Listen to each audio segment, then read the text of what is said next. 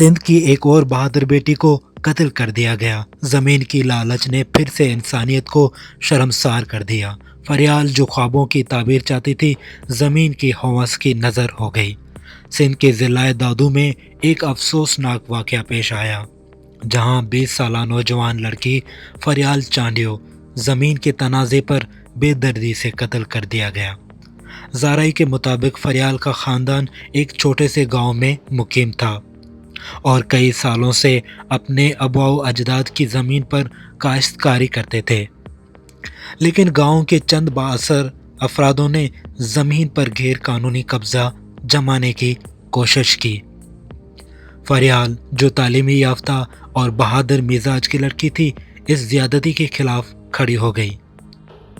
इसने मकामी हुकाम को दरख्वास्तें दी और एहतजाज किए और सोशल मीडिया पर भी आवाज़ें बुलंद की, मगर ताकतवर वडेरे कहाँ किसी की सुनने वाले थे।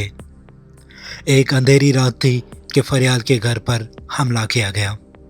फरियाल ने मज़ाहमत की और इंसाफ की दुहाई दी, लेकिन जालिमों ने गोली मारकर उसकी ज़िंदगी का चिराग गुल कर दिया।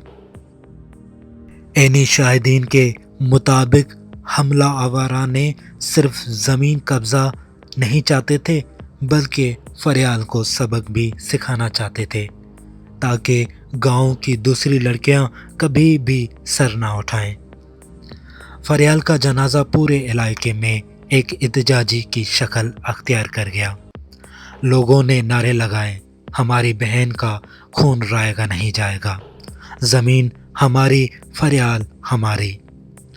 फरियाल की मां ने ज़ारो कतार रोते हुए कहा, मेरी बेटी तो सिर्फ अपनी ज़मीन बचाना चाहती थी, इसने किसका कुछ नहीं बिगाड़ा था।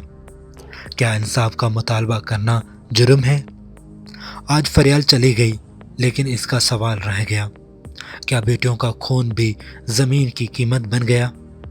अब सवाल ये है, क्या सिंध में इंसाफ सिर्फ ताकतवर के लिए रह गया है?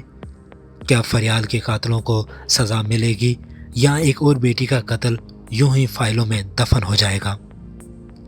फरियाल के कातलों को फौरी गिरफ्तार किया जाए, ज़मीन पर कब्जा माफिया के खिलाफ ऑपरेशन हो और बेटियों को वो तहफ़्फ़ुज़ दिया जाए जिसकी वो हकदार हैं। फरियाल की शहादत एक सदा है कि अब जुल्म के खिलाफ खामोश जुर्म है। Justice for Fariyal Chandio.